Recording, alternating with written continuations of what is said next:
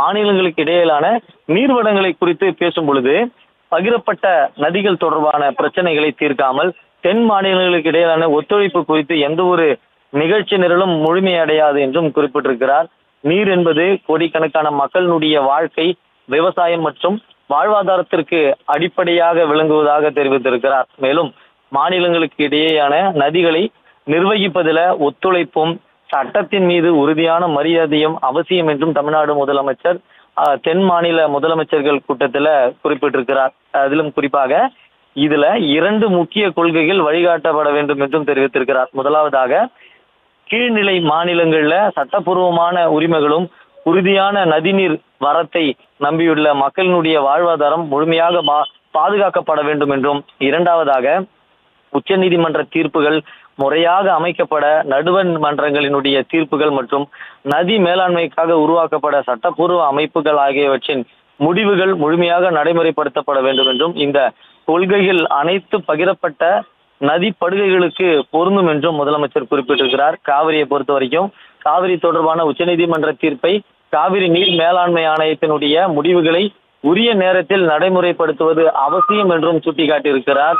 முல்லை பெரியாறு அணையை பொறுத்த வரைக்கும் முல்லை பெரியாறு அணையின் பாதுகாப்பு தொடர்பான நடவடிக்கைகள் நீர்மட்டத்தை 152 அடியாக உயர்த்துவது தொடர்பான நீதிமன்ற தீர்ப்புகளின் அடிப்படையில் தொடர்ந்து வழிநடத்தப்பட வேண்டும் என்றும், மற்றொரு மாநிலத்தின் நியாயமான நீர் பங்கினை பாதிக்கப்படக்கூடிய எந்த ஒரு மேல்நிலை மாநில நடவடிக்கையும் இந்த சட்டம் மற்றும் நிறுவன அமைப்புகளுக்கு மட்டுமே மேற்கொள்ளப்பட வேண்டும் என்றும், அந்த விவகாரங்களை பரஸ்பர நம்பிக்கை, அறிவியல் ஆதாரங்கள் மற்றும் சட்டத்தினுடைய மீது மரியாதை ஆகியவற்றின் அடிப்படையில் அணுகினாலே ஒவ்வொரு நதிநீர் பகிர்வு மாநிலங்களின் நலன்களையும் பாதுகாக்க முடியும் என்றும், அதே நேரத்தில் ஒத்துழைப்பு கூட்டாட்சி உணர்வையும் வலுப்படுத்த முடியும் என்றும் தமிழ்நாடு முதலமைச்சர் இந்த கூட்டத்தில் உறுதியாக பேசியிருக்கிறார்.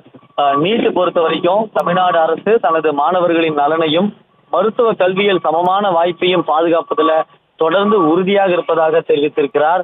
கிராமப்புற மாணவர்கள் மற்றும் சமூக பொருளாதார ரீதியாக பின்தங்கிய மாணவர்களுக்கு நீட் தேர்வு தனித்துவமான பாதகமான நிலையை உருவாக்குகிறது என்றும் தமிழ்நாடு தொடர்ந்து வலியுறுத்துவதாக முதலமைச்சர் தெரிவித்திருக்கிறார். இது பள்ளி கல்வியை அடிப்படையாக கொண்ட தமிழகத்தின் நீண்டகால சமத்துவமான மருத்துவ கல்வி சேர்க்கையை முறையாக பாதிக்கிறது. எனவே தமிழகத்தில் மாநில ஒதுக்கீட்டில் கீழ் உள்ள அனைத்து MBBS, BDS, ஆயுஷ் இடங்களையும் 12ஆம் வகுப்பு மதிப்பெண்களின் அடிப்படையில் மட்டுமே நிரப்புவதற்கு தமிழ்நாட்டிற்கு மத்திய அரசு அனுமதி வழங்க வேண்டும் என்றும் இந்த கூட்டத்திலே பேசியிருக்கிறார். தென் மாநிலங்களில் நாடாளுமன்ற பிரதிநிதித்துவ பாதுகாத்தலை பொறுத்த வரைக்கும் 1971 மக்கள் தொகை கணக்கெடுப்பின் அடிப்படையில மக்களவை தொகுதிகள் ஒதுக்கீடு செய்யப்பட்டிருந்ததற்கான முடக்க நிலை காலம் முடிவுக்கு வர இருப்பதாகவும், மேலும் 2026ஆம் ஆண்டின் தொகுதி மறுவரையறை மசோதா பரிசீலிக்கப்பட்டு வரும் நிலையில் மக்கள் தொகையை முக்கிய அடிப்படையாக கொண்டு தொகுதி மறுவரையறை செய்யப்பட்டால் தென் மாநிலங்களினுடைய நாடாளுமன்ற குரல் குறையக்கூடும் என்ற உண்மையான மற்றும் கூட்டு கவனை தென் மாநிலங்களிடையே உள்ளது என்று தெரிவித்திருக்கிறார். தென் மாநிலங்கள் மக்கள் தொகை கட்டுப்பாடு, மனிதவள மேம்பாடு மற்றும் பொருளாதார வளர்ச்சி ஆகியவற்றின் முன்னிலையில் இருப்பதாக தெரிவித்திருக்கிறார் முதலமைச்சர். இந்த சாதனைகள் அனைத்தும் தேசிய முன்னுரிமைகளை வெற்றிகரமாக செயல்படுத்தியதன் விளைவாகும். எனவே தேசிய கொள்கைகளை வெற்றிகரமாக செயல்படுத்திய மாநிலங்கள் அதற்காக தண்டிக்கப்படும் வகையில பொது கொள்கைகள் அமையக்கூடாது என்றும் தமிழ்நாடு முதலமைச்சர் மத்திய அரசுக்கு அறிவுறுத்தல்களை வழங்கியிருக்கிறார். அதே போல மத்திய அரசிடம் சில கோரிக்கைகளையும் முன்வைத்திருக்கிறார்.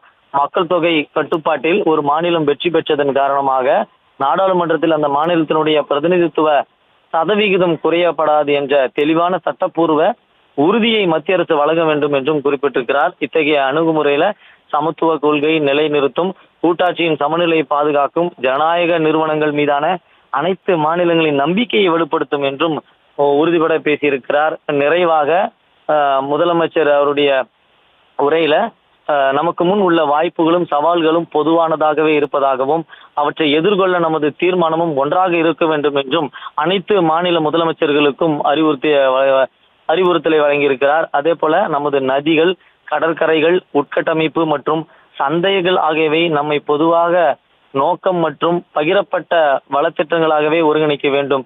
எந்த விஷயங்களில் நாம் ஒருமித்த கருத்தில் ஒருங்கிணைக்கிறோமோ அவற்றை மிகுந்த லட்சியத்துடன் செயல்படுத்துவோம் என்று அனைத்து தென் மாநில முதலமைச்சர்கள் முன்னிலையில முதலமைச்சர் உறுதியளித்திருக்கிறார்.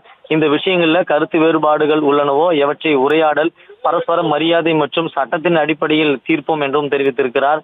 இதுவே ஒத்துழைப்பு கூட்டாட்சியின் சாராம்சம் என்றும் பேசியிருக்கிறார். வலுவான மாநிலங்களே வலுவான இந்தியாவை உருவாக்கும் என்று தமிழ்நாடு உறுதியாக நம்புவதாக தமிழ்நாடு முதலமைச்சர் இந்த கூட்டத்திலே பேசியிருக்கிறார்.